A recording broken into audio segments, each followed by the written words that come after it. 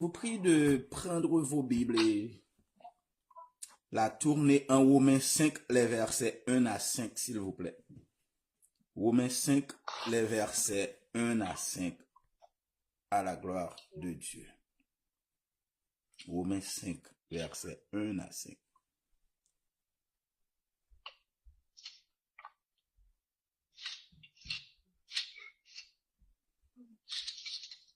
Vous y êtes? Oui, nous y sommes. Romains 5, versets 1 à 5, nous lisons.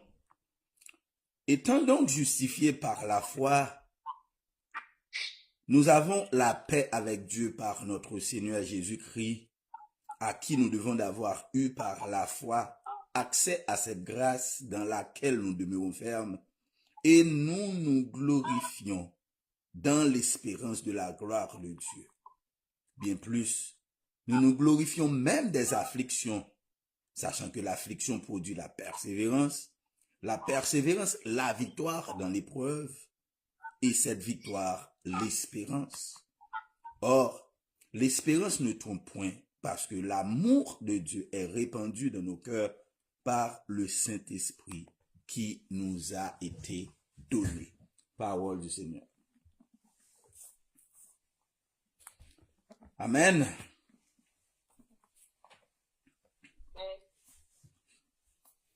Amen. Frères et sœurs, la dernière prédication que nous avons eue, c'était 2 semaines de cela. Donc j'espère que vous vous rappelez vraiment de ce qu'on a prêché. C'était sur la justification par la foi en Jésus-Christ. La justification par la foi, source de notre salut. Donc c'était le titre du dernier message que j'ai prêché. Donc aujourd'hui, frères et sœurs, nous allons voir les fruits de la justification par la foi en Jésus-Christ, des bénédictions incommensurables. Donc ça, c'est le titre de notre message pour ce soir. Les fruits de la justification par la foi en Jésus-Christ, des bénédictions incommensurables ou des bénédictions grandioses, si vous voulez ce terme. Amen.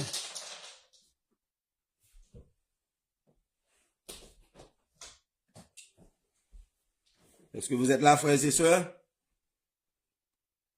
Amen. Amen. Amen. Amen. Frères et sœurs, dans cette lecture que nous venons de faire, donc nous voyons que l'apôtre Paul est en train de nous parler des fruits de la justification par la foi. Donc, juste pour vous rappeler, c'est quoi exactement est la justification? Nous l'avons défini la dernière fois, mais il convient vraiment de faire un rappel pour pouvoir savoir c'est quoi la justification exactement. Donc, la justification, nous l'avons définie en tant qu'une déclaration juridique ou un verdict qu'un juge prononce pour déclarer quelqu'un juste ou quelqu'un coupable. Donc la justification, c'est le fait de déclarer quelqu'un coupable ou quelqu'un est juste.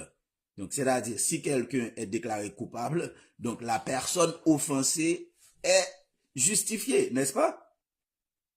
Donc si quelqu'un est déclaré juste, donc le condamné, donc il est acquitté vraiment de sa condamnation.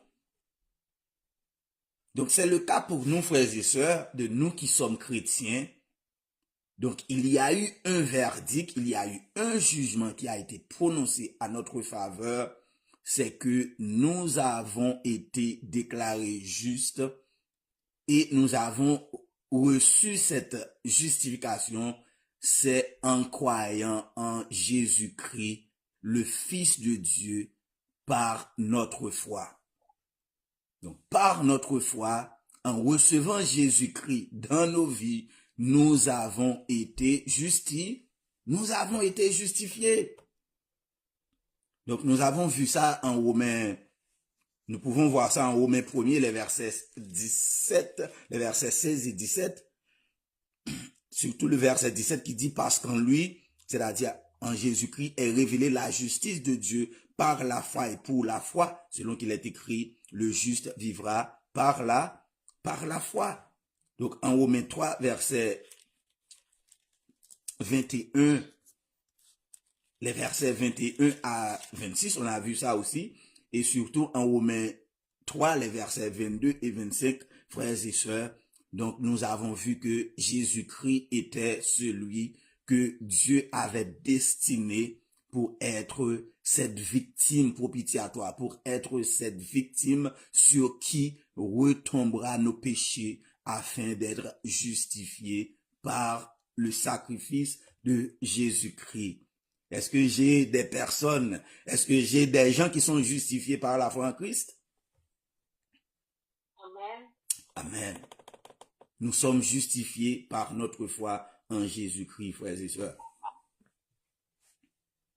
Donc ici, frères et sœurs, dans la portion de lecture que nous venons de faire en Romains 5, les versets 1 à 5, donc nous pouvons voir que le titre vraiment de cette portion de lecture se dit les fruits de la justification par la foi. C'est-à-dire, la justification par la foi produit en nous des fruits. Donc, ça produit des bénéfices, si vous voulez utiliser ce terme de préférence. Donc, il y a des avantages, il y a des bénédictions qui découlent de la justification par la foi en Jésus-Christ. Donc, voyons quelques de ces fruits que l'apôtre Paul est en train de nous parler. Au verset 1 de notre texte, frères et sœurs, donc l'apôtre Paul nous dit, étant justifiés par la foi, nous avons la paix avec Dieu par notre Seigneur Jésus, par notre Seigneur Jésus-Christ. Donc le premier fruit, le premier avantage que nous recevons d'être justifiés, c'est la paix, frères et sœurs. Nous avons la paix avec Dieu. Nous avons la paix avec Dieu par Jésus-Christ notre Seigneur, par Jésus-Christ notre Seigneur. Nous avons la paix. Donc ici, frères et sœurs, par la paix, donc c'est quoi la paix? La paix, c'est, on parle de la paix lorsqu'il y a absence de guerre, lorsqu'il y a absence de conflit, lorsqu'il y a absence d'effusion de sang, donc il n'y a pas de sang qui coule. Par exemple, si vous regardez par exemple en Israël, la guerre qui existe entre Israël, la guerre qui existe entre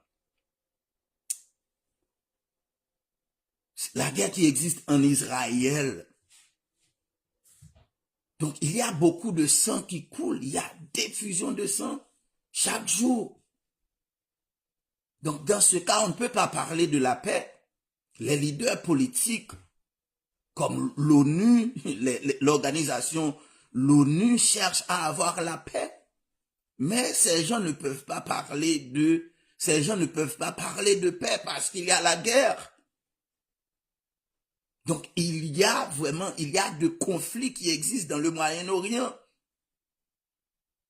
Donc, de même, frères et sœurs, il y avait un conflit qui existait entre l'homme et Dieu. Donc, puisque l'homme a désobéi à Dieu, donc l'homme était en guerre avec Dieu parce que Dieu est saint, donc l'homme était pécheur. L'homme était pécheur. Mais grâce soit rendue à notre Dieu qui a envoyé son Fils Jésus-Christ pour nous justifier par son sacrifice propitiatoire. Nous avons défini le mot propitiatoire. Propitiation, c'est lorsqu'on tue un animal, puis on répand son sang sur l'autel. Après avoir répandu ce sang, la colère de Dieu éteint, la colère de Dieu s'éteint. Dieu n'est plus en colère avec le pécheur. Et c'est ça que Jésus a fait pour nous, frères et sœurs.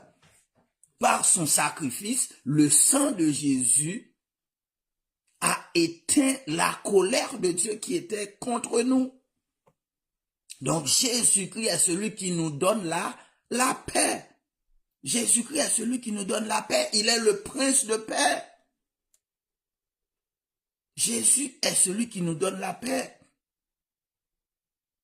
Dans l'Ancien Testament, la paix était connue comme se soumettre complètement à la volonté de Dieu.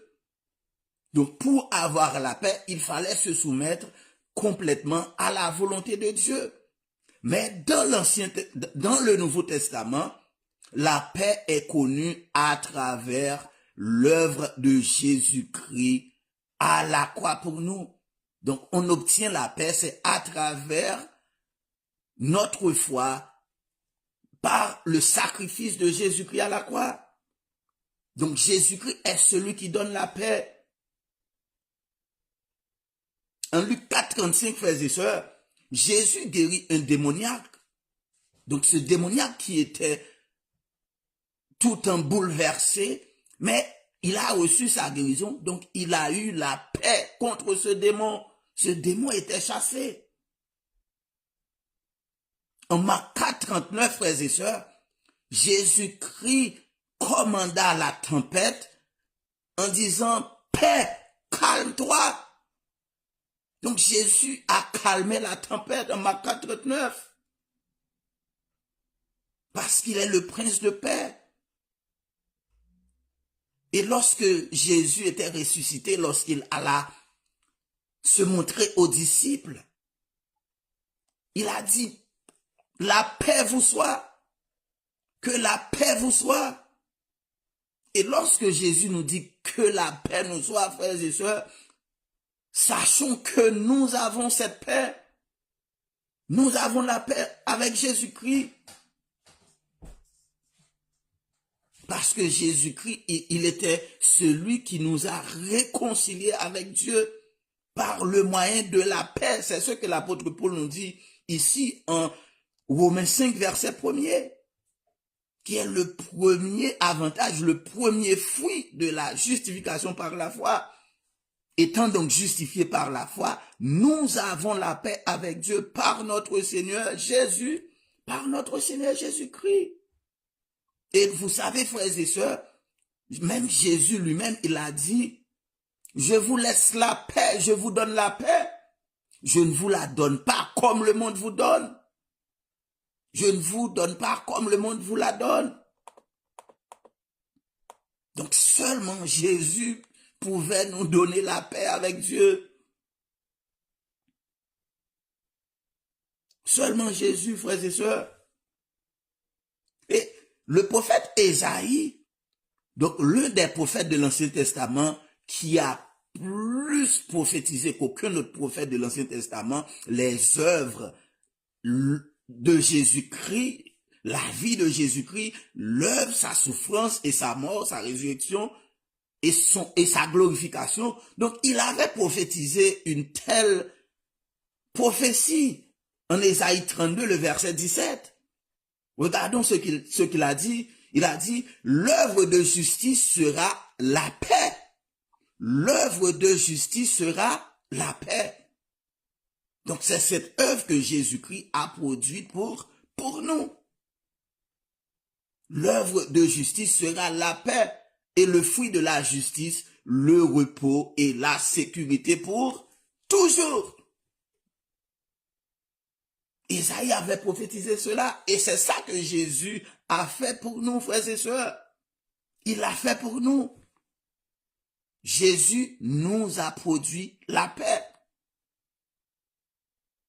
Au verset 2, regardons ce que Paul nous dit, à qui nous devons d'avoir eu par la foi accès à cette grâce. Ici, nous sommes en train de voir le deuxième fruit que produit la justification par la foi en nous. C'est que nous avons accès, frères et sœurs. Nous avons accès. Nous avons accès. Nous avons accès à cette grâce. Donc si l'accès envers Dieu nous a été banni par le péché d'Adam et d'Ève, frères et sœurs, mais grâce à la justification par la foi en Jésus-Christ, donc cet accès est désormais rétabli. Donc Jésus-Christ rétablit l'accès qui nous a été enlevé par Dieu à cause du péché. Donc Jésus-Christ, en tant qu'homme, en tant que le sacrifice qui a déposé sa vie pour nous justifier, il nous a rétabli cet accès auprès de Dieu. Il nous a rétabli cet accès, frères et sœurs. Ainsi donc, frères et sœurs, puisque nous avons au moyen du sang de Jésus une libre entrée dans le sanctuaire, donc c'est Jésus-Christ qui nous donne accès au sanctuaire, c'est-à-dire nous avons libre accès dans le Saint des Saints. Dans le Saint des Saints, nous avons accès. Nous avons accès auprès de Dieu. C'est à travers le sang de Jésus-Christ. Nous avons accès auprès de Dieu. Nous avons accès, frères et sœurs. Donc le voile a été déchiré pour nous donner accès à Dieu. Donc si quelqu'un n'a pas Jésus-Christ, frères et sœurs, il n'a pas accès auprès de Dieu. Il n'a pas accès auprès de Dieu.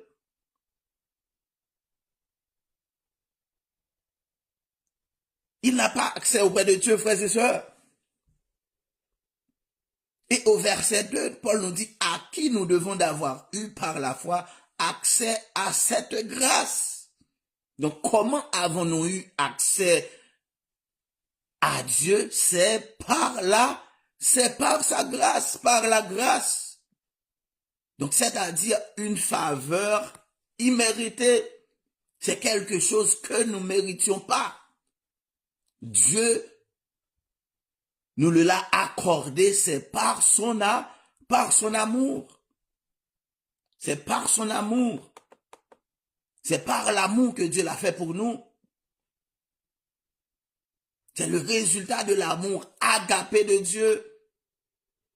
Un amour qui s'étend au-delà de tout amour.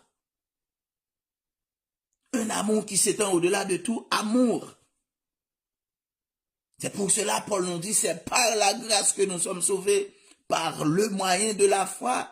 Cela ne vient pas de nous, mais c'est le don gratuit de Dieu. C'est-à-dire, nous n'avons rien payé, nous n'avons rien fait pour avoir la grâce de Dieu. Mais c'est Jésus-Christ qui a tout payé, frères et sœurs. Il l'a payé au prix de sa vie. Il l'a payé au prix de sa vie. Et frères et sœurs, la grâce de Dieu est disponible à tout pécheur. Quels que soient nos péchés, quelles que soient nos fautes, la grâce de Dieu est toujours disponible. La grâce de Dieu est disponible, frères et sœurs. Car nous vivons dans cette nouvelle alliance avec Dieu. C'est ce qu'on appelle les dispensations, donc toutes les alliances.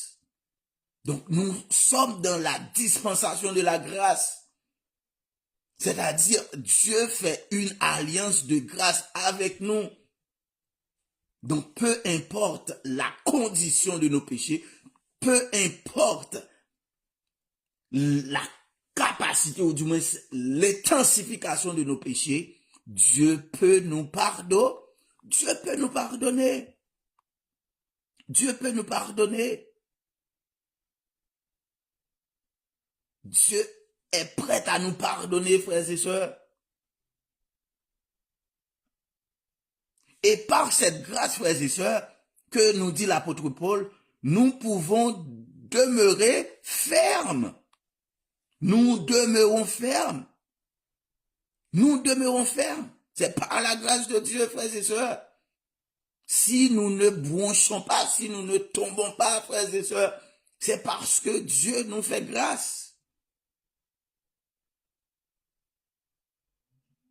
Et qu'est-ce que Paul nous invite à faire? Il nous invite à nous glorifier dans l'espérance de la gloire de Dieu. Quatrième fruit de la justification, frères et sœurs. Nous avons l'espérance de la gloire de Dieu. Frères et sœurs, est-ce que vous comprenez c'est quoi la gloire de Dieu? L'espérance de la gloire de Dieu, frères et sœurs, c'est quelque chose qui est extrêmement grandiose. C'est quelque chose qui est extrêmement grandiose. Quand Paul nous parle de l'espérance de la gloire de Dieu, donc il nous parle d'une vie où nous n'aurions plus à payer l'électricité. Nous n'aurions plus à acheter des ampoules pour éclairer nos maisons parce que cette gloire de Dieu sera notre lumière. La gloire de Dieu sera sur nous, frères et sœurs. Moïse a passé seulement 40 jours dans la présence de Dieu sur la montagne de Sinaï. Les enfants d'Israël ne pouvaient pas regarder son visage. Donc, pouvons-nous imaginer, nous qui allons vivre dans l'éternité avec Dieu, frères et sœurs, quel serait le reflet de cette gloire? Je ne pense pas qu'il y ait quelqu'un qui puisse vraiment décrire cette gloire que nous allons vivre dans les cieux, que nous allons vivre dans le royaume de Dieu, frères et sœurs. Est-ce qu'il y a quelqu'un qui attend pour voir la gloire de Dieu dans sa vie?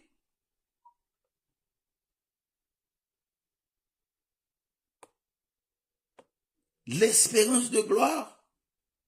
L'espérance de gloire, c'est quoi? C'est l'attente paisible et ferme d'un accomplissement par lequel le Dieu de grâce rendra à l'homme la gloire perdue. C'est ça, l'espérance de la gloire de Dieu. Donc la gloire de Dieu qui était perdue dans le jardin d'Éden, donc ça va être retrouvé dans le royaume de Dieu. Ce ne serait plus dans le jardin d'Éden, mais ce serait dans les cieux. Et Jésus l'a dit, je vais vous préparer une place. Et Jésus est en train de nous préparer cette place pour être avec lui dans la gloire. Pour être avec lui dans la gloire, frères et sœurs. En Ésaïe 60, verset 19, le prophète Ésaïe nous dit, ce ne sera plus le soleil qui te servira de lumière pendant le jour, ni la lune qui t'éclairera de sa lueur, mais l'Éternel sera ta lumière à toujours. Ton Dieu sera ta gloire. Ésaïe 60, verset 19. Donc ce ne sera plus le soleil qui nous éclairera de sa lueur, mais c'est la gloire de l'Éternel.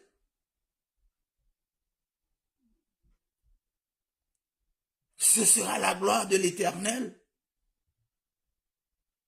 Et le prophète Habakkuk dit en Habakkuk 2, verset 14, « Car la terre sera remplie de la connaissance de la gloire de l'Éternel. »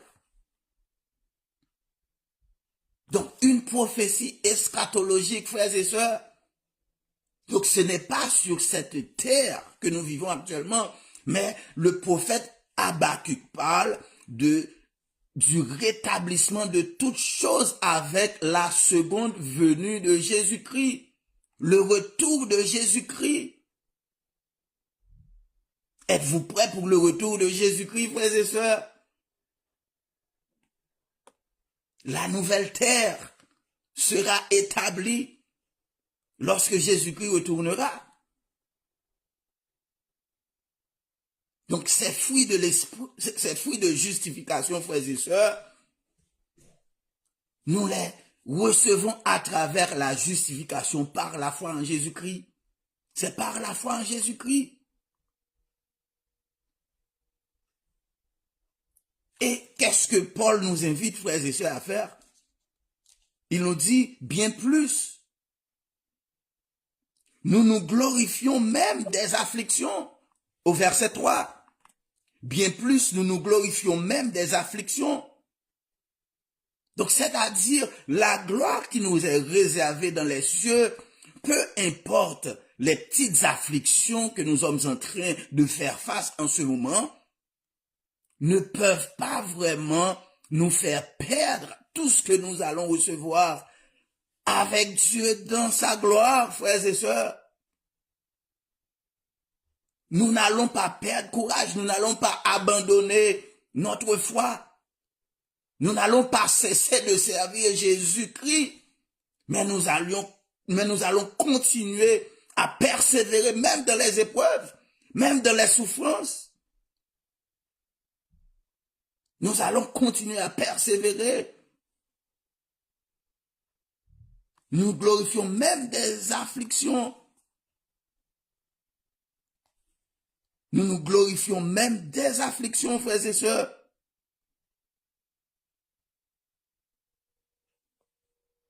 Nous devons nous glorifier des afflictions, frères et sœurs, parce que les afflictions ne sont pas là pour nous faire décourager, mais les afflictions sont là pour nous faire grandir. Les afflictions sont là pour nous faire grandir, frères et sœurs. Donc, si tu n'as pas d'affliction, si tu n'as pas de persécution, si tu n'as pas d'épreuves, frères et sœurs, dans ta vie, c'est que tu n'as rien vraiment à pour troubler l'ennemi. Donc, c'est que tu n'es pas vraiment une menace pour l'ennemi.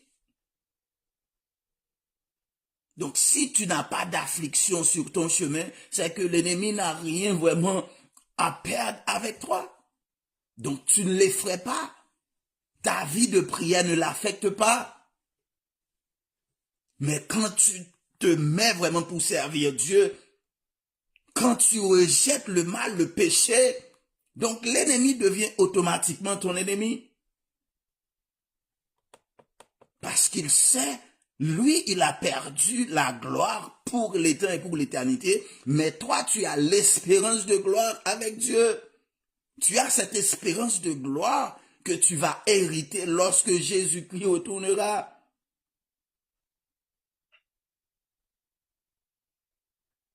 Parce que l'apôtre Paul nous dit, l'espérance de gloire que nous avons en Dieu, ce sont des choses que l'œil n'a jamais vues. Les oreilles n'ont jamais entendu, des choses qui ne sont jamais montées dans le cœur de l'homme. C'est ce que Dieu réserve pour ceux qui l'aiment. Et ceux qui l'aiment, frères et sœurs, c'est nous. Nous qui avons la foi en Jésus-Christ, nous qui avons reçu le Seigneur Jésus-Christ par la foi et qui sommes justifiés. Donc, étant donc justifiés, Dieu produit par Jésus-Christ ces fruits de justification en nous, qui sont des bénédictions, qui sont des bénédictions.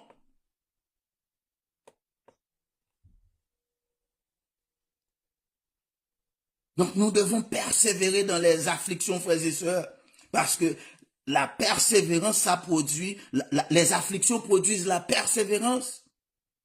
Et la persévérance, ça produit quoi? La victoire dans l'épreuve, frères et sœurs.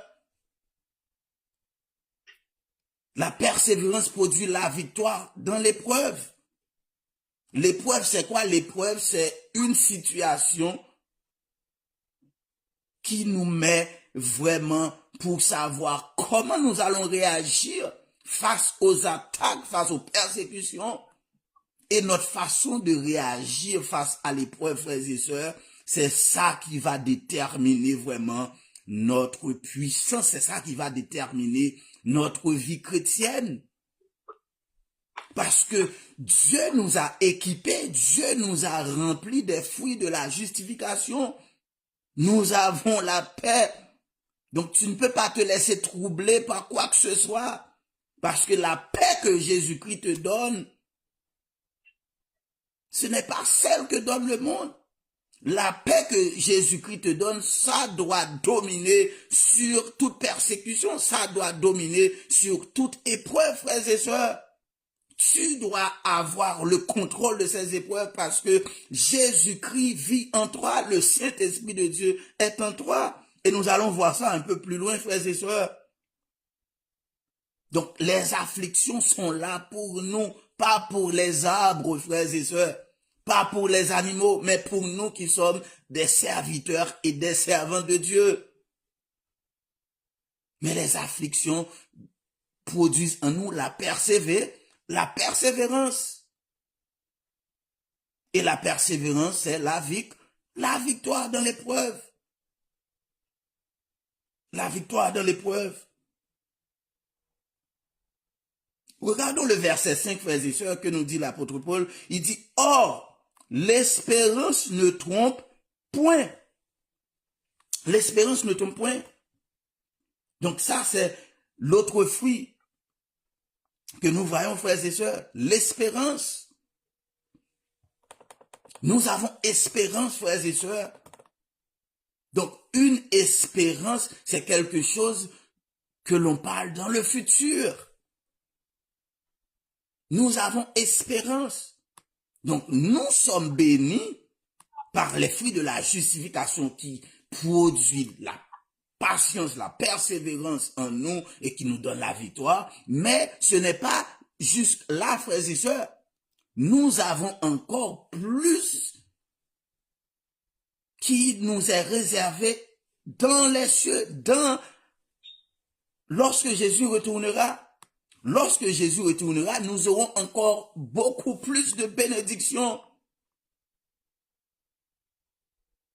Mais il nous faut persévérer, frères et sœurs. L'espérance ne trompe point. Donc Dieu ne peut pas nous tromper s'il nous promet ces choses, frères et sœurs. Il n'est pas un menteur. Il n'est pas un homme à mentir. Est-ce que Dieu vous a déjà menti, frères et sœurs? Non. Tout ce que Dieu promet, il les accomplit pour nous. Donc c'est pour cela que Paul nous dit, or l'espérance ne trompe point. Parce que l'amour de Dieu est répandu dans nos cœurs par le Saint-Esprit qui nous a été donné. Par le Saint-Esprit qui nous a été donné. Donc c'est le Saint-Esprit, frères et sœurs, qui est vraiment le moteur. C'est le Saint-Esprit qui est le centre de notre vie spirituelle, frères et sœurs. C'est le Saint-Esprit qui produit le vouloir et le pouvoir en nous, frères et sœurs.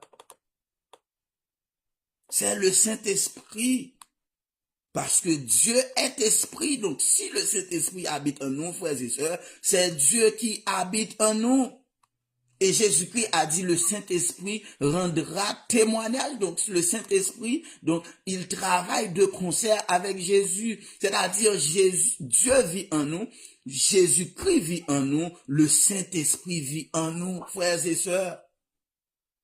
Est-ce que vous croyez cela, frères et sœurs? Croyez-vous que vous avez reçu la plénitude de Dieu?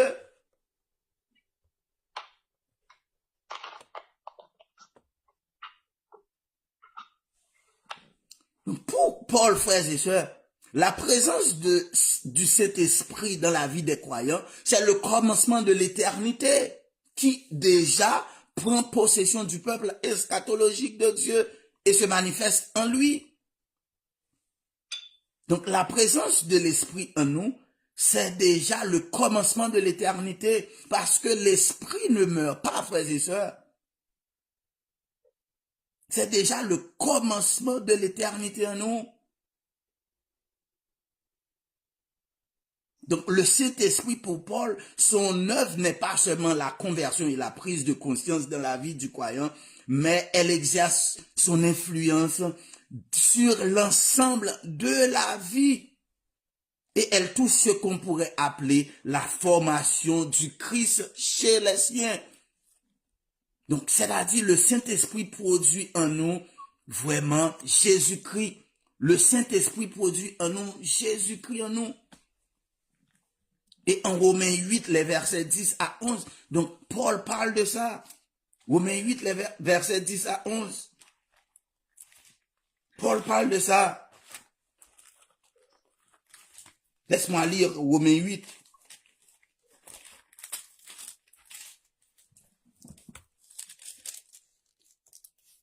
Romains 8, les versets 10 et 11 que je lis. Il dit, et si Christ est en vous, le corps, il est vrai, est mort à cause du péché, mais l'esprit est vie. Donc, c'est ça, frères et sœurs. Donc, l'esprit est vie.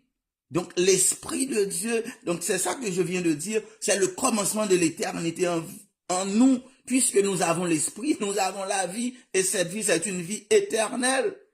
Comme aime le dire l'apôtre Jean, au verset 11, « Et si l'esprit de celui qui a ressuscité Jésus-Christ d'entre les morts habite en vous, celui qui a ressuscité Christ d'entre les morts rendra aussi la vie à vos corps mortels par son esprit qui habite en vous. » Parce que si quelqu'un n'a pas l'esprit de Dieu, frères et sœurs, il n'appartient pas à Dieu. Le Saint-Esprit, c'est le sceau qui indique que nous appartenons à Dieu. Nous sommes enfants de Dieu par la présence du Saint-Esprit en nous. Nous avons l'Esprit de Dieu en nous, donc nous sommes enfants de Dieu. Donc nous attendons le retour de Jésus-Christ, frères et sœurs. Et ces fruits de l'Esprit, par la justification, sont des bénédictions en nous, frères et sœurs. Donc remercions Dieu de nous avoir justifiés par la foi en Jésus-Christ, frères et sœurs. Remercions Dieu pour ses effets, pour ses bienfaits, pour ses fruits de justification qui nous donnent la victoire, qui nous donnent la persévérance, frères et sœurs, pour l'espérance de la gloire de Dieu que nous avons, frères et sœurs. Glorifions notre Seigneur Jésus, qui par la puissance du Saint-Esprit nous donne la victoire.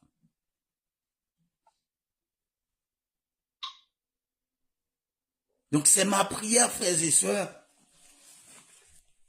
que vous laissiez les fruits de la justification travailler en vous, pour vous accorder vraiment la victoire dans l'épreuve, la persévérance, pour ne pas abandonner la foi, pour que vous receviez la couronne qui vous est réservée. Que le Seigneur vraiment nous donne de la sagesse pour comprendre vraiment notre justification par la foi en Jésus-Christ, frères et sœurs. Que le Seigneur vous bénisse.